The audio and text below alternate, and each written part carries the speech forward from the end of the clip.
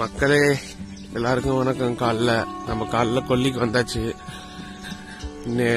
நேத்து இந்த மரத்தோட கிளையெல்லாம் வெட்டி கீழே போட்டாச்சு. இது ரொம்ப இடைஞ்சலா இருந்தது. கரும்பு கொல்லிக்கு இது ரொம்ப இடைஞ்சல். ஏன்னு பாத்தீங்கன்னா இது இந்த கிளையில குருவி, காக்கா, அப்புறம் சிட்டுக்குருவி, அப்புறம் நிறைய பறவைகள்லாம் உக்காந்து இதுல சாப்பிட்டு விதையை இங்க கீழே போட்டுரும்.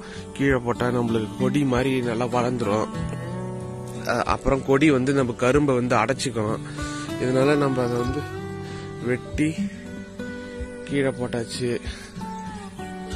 களையும் கொத்திட்டாங்க கரும்புக்கு. மக்களே, கரும்புக்கு களை கொத்திட்டோம். களை கொத்தனத்துக்கு எத்தனை ஆளுன்னு சொன்னா நீங்களே ஆச்சரியப்பட்டுருவீங்க. ஒரு ஏக்கருக்கு 50 ஆளு. ஒரு ஏக்கருக்கு 50 ஆளு. ஒரு ஆளுக்கு 160 ரூபா. இவ்வளோ காசு கொடுத்து இந்த காட்டை அழிச்சு இப்பதான் ஓரளவுக்கு தெளிவா வந்துக்குது. இப்பதான் லீனாவும் தெரியுது கரும்பு முளைச்சு கத்தலாம்.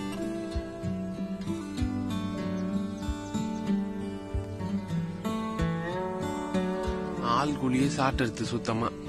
எங்க இதுல அவ்வளோத்தான் சாட்டின புண்டு வளர்ந்துருச்சு.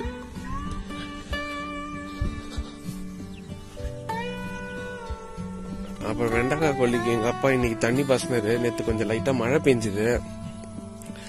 அந்த மழை போதுமானதாக இல்லை. அதனால காலைல தண்ணி பாசிட்டாரு. கரும்புக்கும் தண்ணி பாசணும். பல்ல கொல்லிக்கு அங்கேயும் காஞ்சி போய் தான் கிடக்குது. வெண்டைக்காய்க்கு தண்ணி பாசிட்டாங்க நைட்டோட நைட்டா.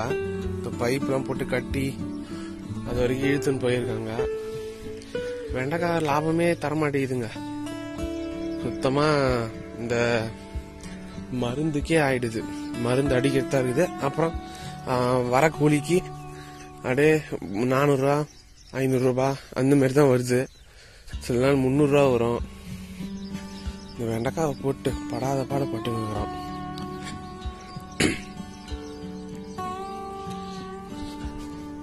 மருந்து வேற அடிக்கணும். மருந்து நேற்று வாங்கிட்டு வந்தான். சாயந்தரம் அடிப்போங்க நினைக்கிறேன்.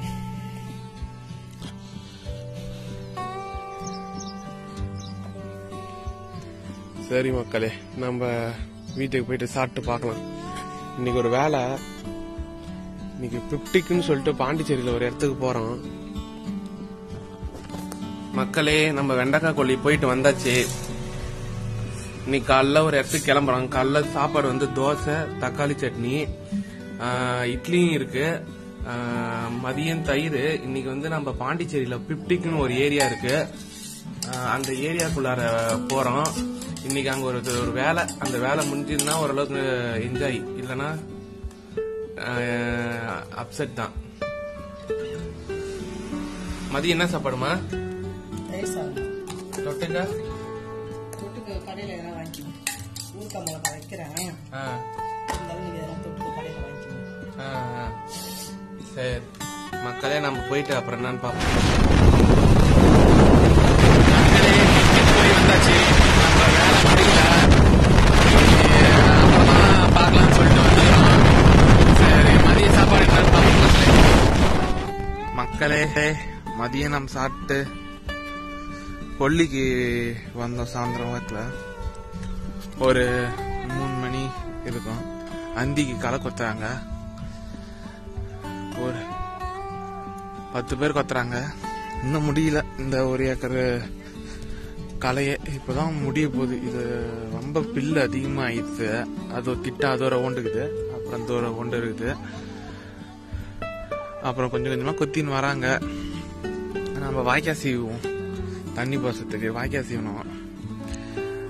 சீட்டு வந்துடும். வாய்க்கா சீவத்துக்கு கொஞ்சம் நேரம் எடுத்துக்கலாம். சரி, நன்றி மக்களே.